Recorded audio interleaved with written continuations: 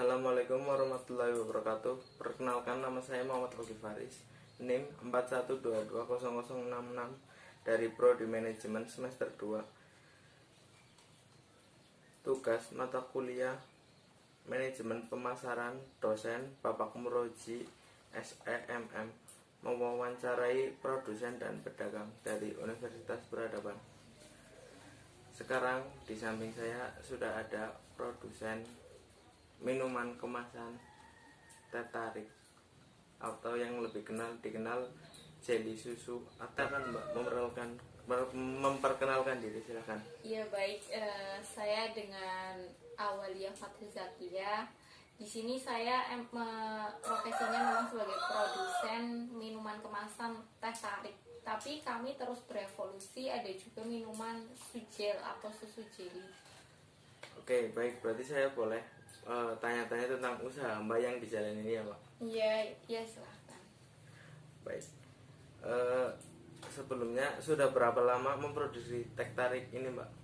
Kebetulan awal mula produksi ini tuh baru 1 tahun yang lalu ya, kira-kira bulan Maret 2020 Ya. itu kami mulai Produksi teh tarik. Itu kenapa tercetusnya ide susu jelly atau teh tarik ini Mbak? Kenapa nggak dawet atau susu kedelai atau apa gitu? Kenapa teh tarik harus susu jelly ini, kenapa Mbak? Ya karena ini kan minuman kemasan. Kalau misalnya dawet dibuat kemasan kan paling Ya nanti bertahan sore cuma juga- 1 hari gitu ya. Nanti sore juga akan basi. Terus susu kedelai pun sama, mungkin 1 hari 2 hari juga akan basi. Oh, berarti ini daya tahannya sampai berapa lama Mbak ini? Daya tahannya 5 hari. 5 Bahkan hari. kalau misalnya di freezer atau kulkas pendinginnya itu bagus, suhunya itu akan bertahan sampai 1 minggu. Berarti maksimal 1 minggu. Iya, bergantung dengan suhu di dalam kulkasnya. Nah, apakah teh tarik ini sudah mempunyai brand atau udah mempunyai merek belum sih Mbak ini Mbak? Sejauh ini sampai dengan 1 tahun berdirinya produksi teh tarik Produk ini belum belum punya ada brand brand. ataupun merek. Karena ini masih usaha lokal. Rumahan ya? Iya, Skala usaha rumahan lokal. masih. Ada niatan nanti dipasangi merek atau gitu nggak Mbak? Ya mungkin karena sampai saat ini kan usaha teh tarik itu udah banyak sekali yang mempunyai ini supaya bisa membedakan ini Iya. produknya A, Ini si B. kualitasnya beda loh dari yang lain gitu Iya, kan produknya. supaya orang kan bisa membedakan tanpa harus tanya ke penjualnya ini bikinannya siapa, bikinannya Nah, siapa, benar. kayak gitu. Nih, kalau teman-teman mau lihat ini masih polos. Belum ada merek. Tapi ini halal ya Mbak? Halal 100%. Kan Mbak pertama kali ibaratnya masih pemula lah. Belum ngerti apa-apa tentang produksi apa segala macam gitu. Kok berani-beraninya memulai bisnis. Nah, caranya membuka pasarnya itu gimana Mbak? Ya awalnya emang coba-coba apa ya, usaha apa yang bisa untuk mengisi, apalagi kan pas bulan Maret April itu kan udah masa-masa semua orang itu bekerja di rumah saja. Nah, work from home. Nah, supaya waktu yang kita punya itu nggak mubadir, apalagi kita cuma tiduran, bingung mau ngapain. Pemasukan juga kurang ya Mbak? Nah, akhirnya coba-coba apa ya, usaha apa. Nah, mulailah terbesit apa teh tarik, terus kemudian berevolusi susu jelly juga kita produksi, terus mulai membuat. Pertama kali buat itu kita nggak banyak loh, paling produksi cuma 50, 70 pertama kali. ya. Nah, itu pun akan produksi lagi 5 hari ke depan. Jadi cuma 50, 70 itu untuk jangka 5 hari. Nah, 50, 70 itu kita sebar ke tetangga-tetangga yang memang punya warung, punya toko. Terus kebetulan saya juga ngajar di sekolah, jadi saya titipkan ke koperasi-koperasi sekolah. Nah, kemudian sampai sejauh ini alhamdulillah kita bisa produksi setiap hari dengan jumlah ya minimal 150, kadang-kadang sampai 300 untuk setiap harinya. Alhamdulillah ya Mbak, berarti Ya. udah berjalan 1 tahun, udah banyak perkembangan lah. Ya mulai ada peningkatan. Dari awalnya kita cuma 5 hari itu cuma memproduksi 50, dan kadang malah ada yang balik karena basi nggak laku. Itu Oh, pun berarti pernah ini- kami rasakan. Berarti ini sistemnya titip gitu ya Mbak ya? Iya, sistemnya titik. Jadi kalau misalnya kita naruh barang ke warung. Nah, warung-warung itu jangan dulu bayar ke saya. Nanti bayar itu habisnya berapa. Kalau misalnya habisnya kita titip 20, habisnya cuma 15, ya udah berarti 5 saya buang, 15 dibayarkan berapa uang. Hitungannya itu yang 5 itu udah pasti gitu ya Mbak, Iya, hitungannya. udah tidak layak konsumsi daripada nanti Kenapa gitu. pembelinya pada keracunan kan. Mendingan Repot. saya buang aja. Nah itu biasanya satu warung itu diisi berapa Mbak? Biasanya satu warung 20, 10 itu awal-awal kita Masukin sampel, bisnis. Malah kadang ada penjual yang masa ya titip-titip doang, sayanya nggak dikasih icip-icip. Akhirnya saya belilah 10 kasih 11, 20 saya kasih 21. Awal mula produksi susu jelly ini kesulitannya apa aja gitu? Ya kesulitannya itu awal mula itu orang-orang kan enak nggak sih. Terus setelah lambat laun akhirnya orang oh ini enak, beneran enak. Jadi akhirnya kan terus dikonsumsi oleh masyarakat, oleh orang-orang. Nah awal mulanya emang yaitu produksinya kita itu hanya sedikit, paling 50, 70, dan itu pun banyak yang kembali awal mula. Sampai kadang-kadang alah apa sih ini, jualnya kita ngirim 20 ke satu warung, kembalinya 10. Nah itu kan merupakan kayak ujian antara mau maju apa mundur. Ini lanjut enggak gitu ya Mbak? Seperti itu. Berarti kesulitannya dalam membuka pasar ya Mbak? Ya membuka pasar, kemudian kadang kan karena ini minuman musim hujan, berarti daya jualnya itu kan menurun. Berarti sama cuaca juga ngaruh ya Mbak? Ngaruh sekali ya. Kalau untuk bahan baku terus kemasan apa segala macam itu gimana Mbak? Sulit apa enggak? Bahan baku enggak sulit, Enggak terlalu mudah ditemukan. Hanya saja pernah mengalami kesulitan bahan baku, terus akhirnya saya coba ke merek lain, bahan lain, tapi saya takut ragu-ragu barangkali merubah rasa dari kualitasnya cita turun rasa. gitu ya Mbak? Akhirnya saya kembali lagi ke merek yang awal saya pakai. Nah kan Mbak awal produksi, awal bikin susu jelly, susu minuman kemasan gini, itu cara bikin harga terus menetapkan harganya itu gimana Mbak?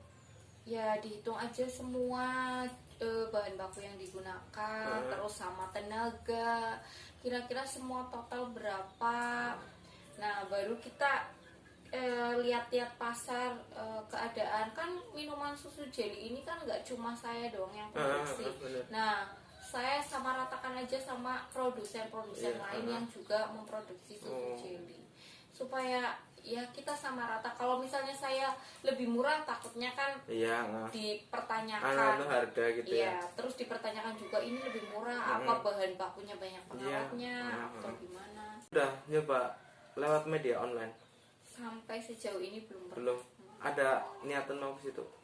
Ya mungkin niatan sih ada ya, tapi kan mengingat teh tarik, susu jelly, minuman kemasan ini kayaknya di berbagai lokasi itu kayaknya sudah ada produsennya masing-masing. Nah Mbak, rencana untuk 1 tahun ke depan biar teh tarik ini makin berkembang, Mbak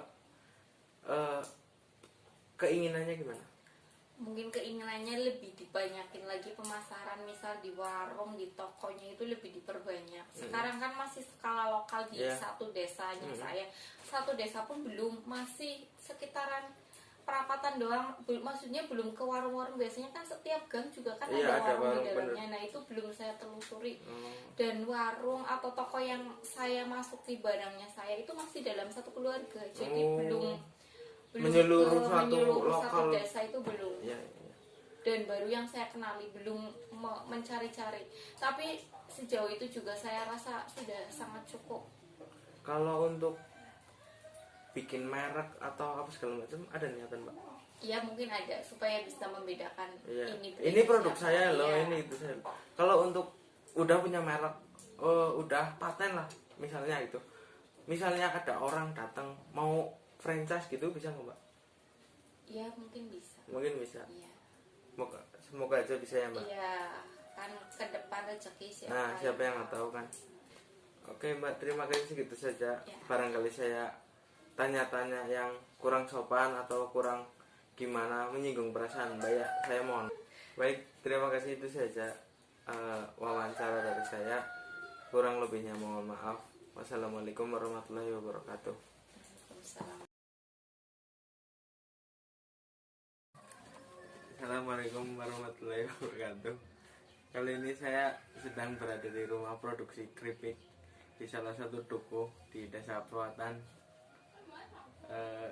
Saya sedang bersama pemilik produksinya sendiri, Keripik Putri, Iya.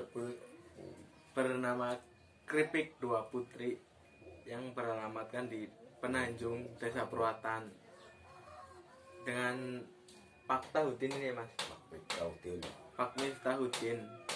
Saya boleh nanya-nanya tentang usahanya dengan boleh Pak ya? Ya, Untuk produksi Keripik Dua Putri ini udah berapa lama Pak? ya sekitarnya 6 tahunan. 6 tahunan. Berarti awal mula bikin keripik ini kan langsung bikin keripik apa? Awal mulanya itu bikin apa dulu Pak? Bikin peyek. Oh, pertama rempeyek, Ya. terus jadi keripik apa segala macam gitu ya Pak ya?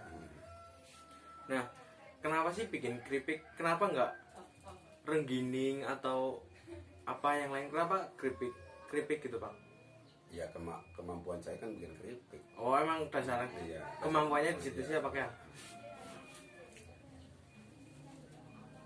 Kalau keripik ini yang jenengan bikin itu udah punya brand apa belum sih Pak? Kayak mereknya udah ada berarti Pak? Ada. Apa boleh Pak? Kalau boleh tahu apa mereknya? Dua Putri. Oh, Keripik Dua Putri. Iya.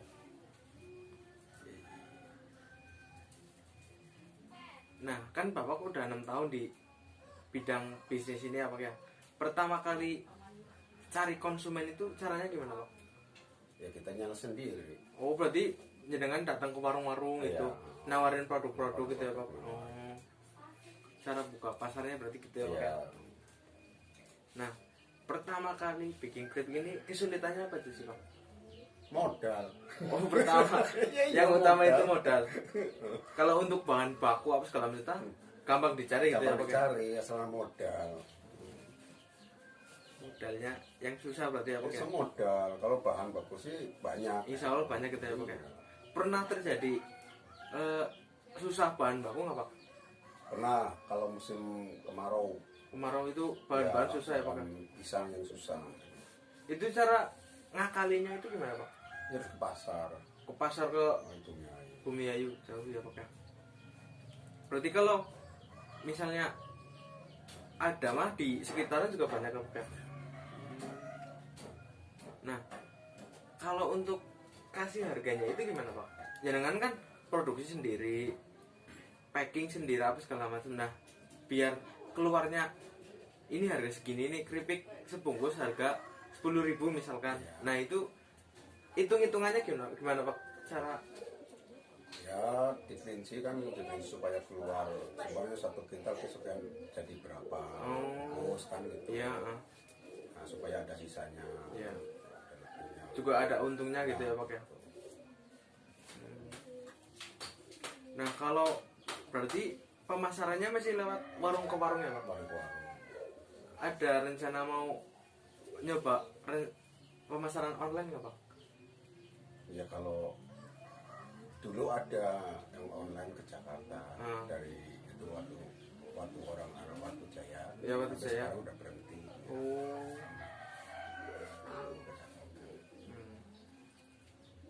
Nah, kalau misalnya online terus ada orang minta, ya udah saya jualin sini lewat online, berarti gitu bisa ya Pak? Bisa. Bisa. Paling jauh kirim kemana Pak? Kalau saya sih saya sendiri kan paling baru sekitar daerah Bumiayu. Satu kecamatan mungkin ya. satu kecamatan. Kalau pembuatan seminggu berapa kali Pak? Apa setiap hari bikin? Setiap hari bikin. Setiap hari bikin. Setiap hari. Sampai berapa kintal Pak? Paling ya kalau sehari 1 kintal. Sehari 1 kintal. Tapi itu setiap hari ya Pak? Muter terus. Ya, banyak hari ini pisang, besok Apa gitu lagi. Kalau bikin jadi langsung kirim apa gimana Pak sistemnya? yang enggak. Oh, Kan harus diproses dulu ya. proses dulu. Iya. Baik, itu saja yang dapat saya sampaikan. Pak, terima kasih ya Pak ya, atas wawancaranya. Terima kasih. Mohon maaf bila ada kata-kata yang kurang berkenan.